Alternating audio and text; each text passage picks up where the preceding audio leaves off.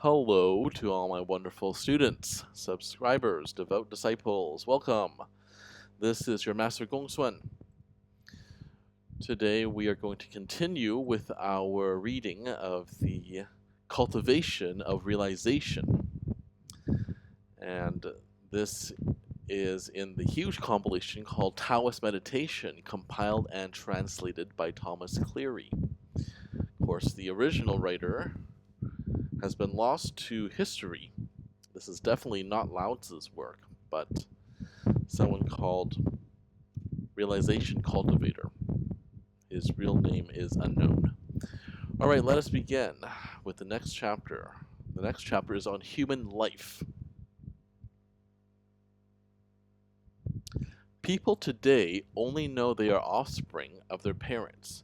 They do not realize that they and their parents are all offspring of the way. Therefore, superior people invariably seek to attain the way, so they will thereafter have nothing to be ashamed of before heaven and earth, no disgrace before heaven and earth. Well, this is just one paragraph out of many paragraphs of this chapter. I will not be covering all of it because I don't have the time, and I don't believe every single paragraph of every single chapter is worthy to be covered, so I will just be picking and choosing all the most interesting and most profound paragraphs.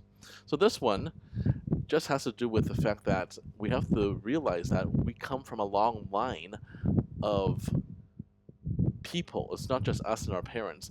Our parents have parents, they have parents, right? This stretches back generations. We must acknowledge, appreciate, and understand our roots. Some of us go as far as to go search for our roots. I remember reading a story about this guy. He was like half Malaysian and half Chinese Malaysian and half French, and he went to Malaysia to go look for his roots, to go to his grandma's hometown. Right? Good for him. This is exactly the kind of stuff that we should be doing. It's called 寻根 in Mandarin. It means to search for our roots, and this will allow us to truly understand not only who we are, but who our ancestors are. Because don't forget, we always have a tiny piece of them in us. We have their blood, we have their DNA. They are us, in a manner of speaking. All right, let us continue.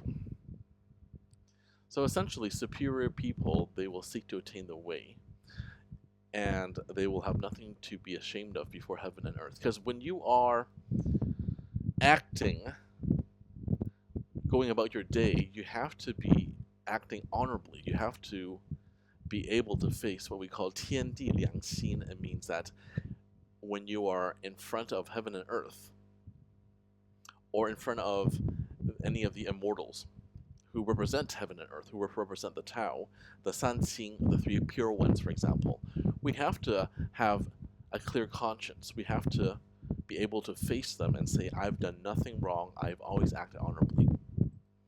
And of course, this has to do more with the Taoist worship, when we are worshiping the deities that are manifestations of the Tao.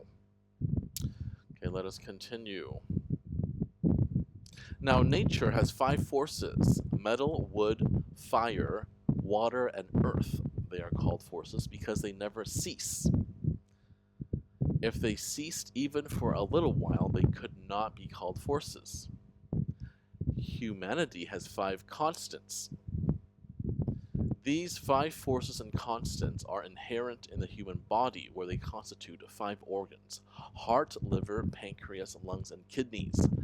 The 5 organs are the main root giving life to people. If this main root is damaged, it cannot sustain life. Therefore, when enlightened physicians treat disease, they invariably harmonize the 5 organs first. Well, this is a very good point. We see the 5 phases, of course, which are very integral in Taoist divination, which I can get into in another series. And the 5 forces also have 5 constants, and they have 5 organs. Like, for example, like the heart, liver, pancreas, lungs, and kidneys. Now, of course, these are vital organs, so if any of them fail, then we have a huge problem. These are vital life-sustaining organs. If they fail, then you're gonna die. The physical body will die. And this, by the way, Taoism, for those of you who may not know, it forms the basis of traditional Chinese medicine. If you have studied traditional Chinese medicine, then you will be very familiar with these 5 organs. And of course, it's all interlinked. All right. When the 5 forces operate in the course of daily activities, they constitute the 5 norms. So what are these 5 norms? A relationship between government and people, number 1.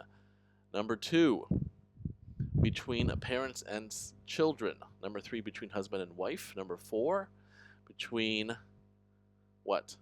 Older and younger siblings. Number 5, between friends. Now these, for those of you who are knowledgeable about Confucianism, this might remind you of Confucianism.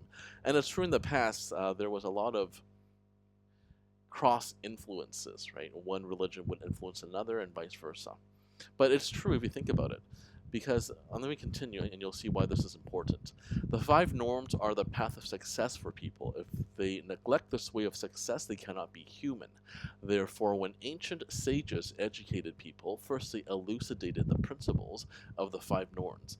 And yet, there are people of the present generation who seek the way by mortifying their physical bodies and departing from human norms.